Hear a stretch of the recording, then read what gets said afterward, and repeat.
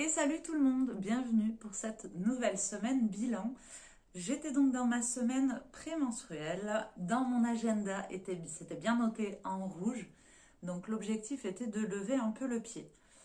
Au final, j'ai maintenu mon lundi Power Yoga, mon mardi CrossFit que j'ai remplacé à la place de la course. Je vais y revenir sur ça, à ce sujet. Mon mercredi, cuisse abdos fessiers au studio. Et jeudi, j'étais toute la journée en tournage pour la plateforme. Je l'ai fait ce jour-là parce que je savais que mes règles arrivaient un jour ou deux après. Donc je voulais être bien physiquement pour pouvoir enseigner 5-6 cours d'affilée avec vidéo. Ça demande beaucoup d'énergie. Donc ça m'a permis de prendre plaisir. Et j'avais organisé mon planning pour ne pas être au studio, me faire remplacer et pouvoir tout le lendemain faire les montages, les publications de vidéos sereinement, en respectant voilà, ma fatigue. Et ça n'a pas loupé, j'étais très fatiguée, j'ai travaillé tard les soirs, mais heureusement que j'avais pas travaillé les journées. Donc si je reviens à la course, pour l'instant je le retire de ma planification parce que j'ai envie que ça reste un plaisir, et courir pour me faire plaisir, c'est courir plutôt tranquillement, sans me faire mal. Et je suis pas certaine que ce soit très bénéfique pour mes objectifs de perte de poids, de me remuscler, de vraiment créer un changement.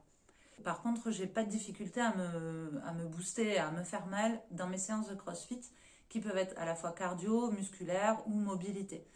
La course, je la garde pour quand j'ai envie de sortir prendre l'air, de bouger, mais sans me faire mal, et vraiment plus pour du plaisir, comme quelqu'un qui aimerait, ou marcher, hein, comme quelqu'un qui voudrait marcher, ou ceux qui aiment aller nager, faire quelques longueurs à la piscine.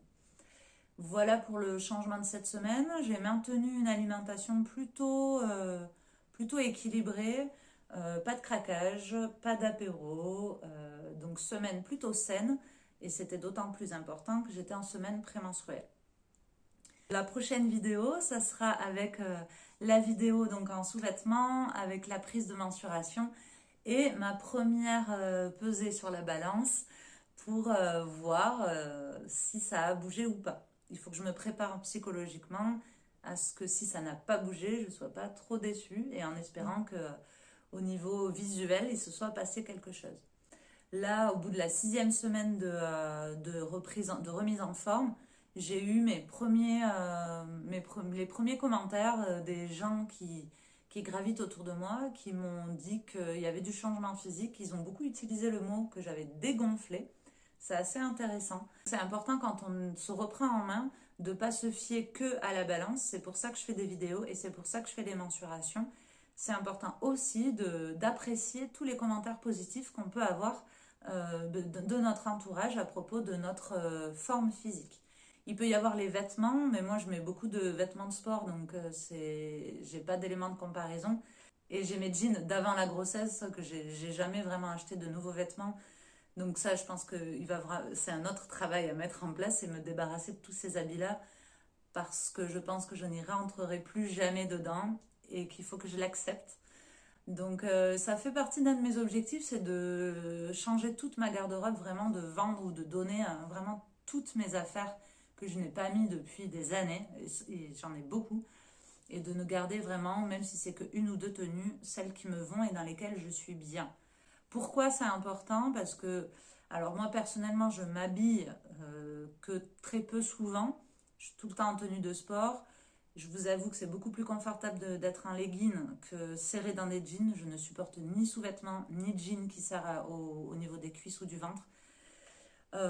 Donc il faut que je trouve un nouveau style vestimentaire, et il faut que je balance tout ça d'urgence, parce qu'à chaque fois que je veux m'habiller, je réessaye ces habits-là, et en fait c'est terrible, c'est à en pleurer à chaque fois, parce que mais je suis terriblement mal à l'intérieur et je suis désagréable quand je fais mes essayages à la maison. Et ça me pourrit la vie vraiment. Donc c'est quelque chose qui va être important que je fasse là dans les semaines à venir. Mais on y viendra plus tard. Donc rendez-vous la semaine prochaine avec le bilan, une nouvelle énergie parce que j'aurai passé mes menstruations. Et puis voilà, on verra ce qui m'attend.